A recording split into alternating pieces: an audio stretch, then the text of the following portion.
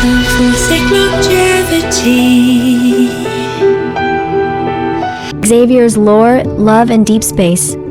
The following interpretations are based on Xavier's direct statements in his first myth, Shooting Stars, and an excerpt from one of his promotional videos. My purpose is to answer the question, why did Xavier travel back in time? But before proceeding to that, I would like to introduce the premise. A premise is a foundational statement or proposition upon which an argument, theory, or story is based. It provides the underlying idea or concept that drives the narrative forward or supports the reasoning in an argument. In literature and storytelling, a premise outlines the basic situation and sets the stage for the plot. In logical arguments, premises are the initial assertions that lead to a conclusion. We also need to note the difference between immortality and longevity. Immortality refers to the ability to live forever. Longevity refers to a long life or prolonged lifetime. Immortality can allow someone to live forever, whereas longevity can extend life but does not prevent death. In the story, MC has immortality, while Xavier, Jeremiah, and the rest of the people who were born in Philos have longevity. This excerpt is taken from Xavier's Anecdote 3, When Shooting Stars Fall, as told from MC's point of view, and Xavier's first myth, Shooting Stars. It was the year 214. 214 years have passed since Philos' birth. It also means 214 years have passed since Earth's demise. Our teachers born during the age of Earth said we had substituted Earth's extinguished core with a powerful, artificial one. This core holds fragmented land masses together, preventing them from scattering into the starry sea. Once-in-a-century events aren't significant for Philos' denizens anymore. As long as Philos' core still has energy, their lives shall last forevermore like the planets. In the center of the Starfall forest, which had an unstable proto-field, was the heart of Philos. But it was hollow. Philos was made by mortal hands. It shouldn't have existed, and the core's energy have long been exhausted. The only way to keep the planet from dying was to fill its heart with energy. Philos was a planet where almost everyone lived eternal. Thus, humans were the most abundant resource that yielded much energy. Almost everyone who sets foot here became the planet's food. Wanderers were a side effect born from the abnormal phenomenon. Xavier was aware of this during his gladius ceremony. This concerns the entire planet. We found out the secret Philos has been hiding.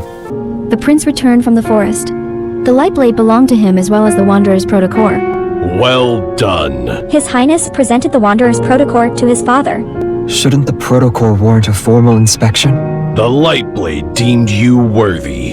Is there no need for formalities, or are you unwilling? A heart was once in this protocore. Am I mistaken?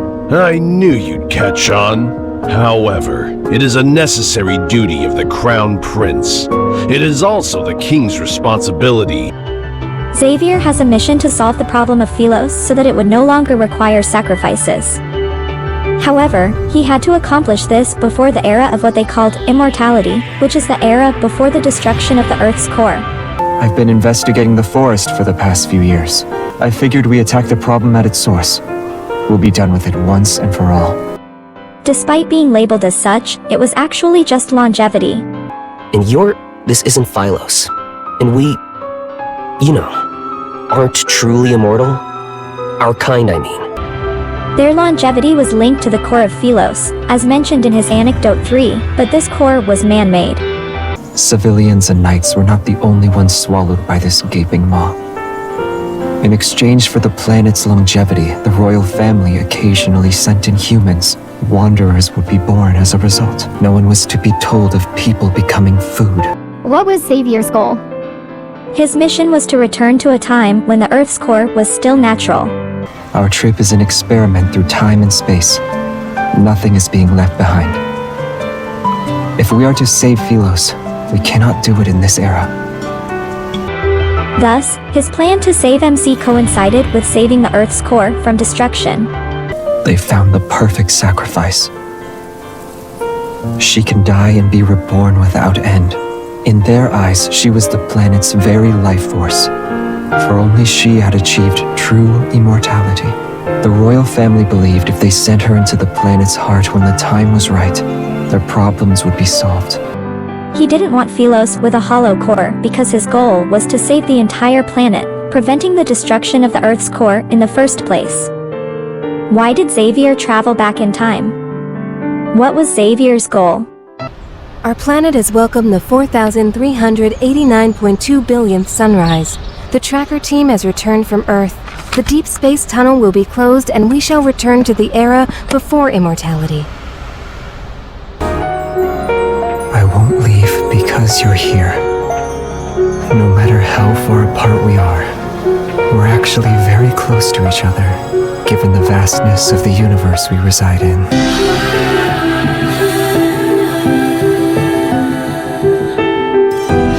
I can't become the man he wants. I will never sit on the throne he leaves behind either. How could I wear the crown when it means coating my hands in her blood?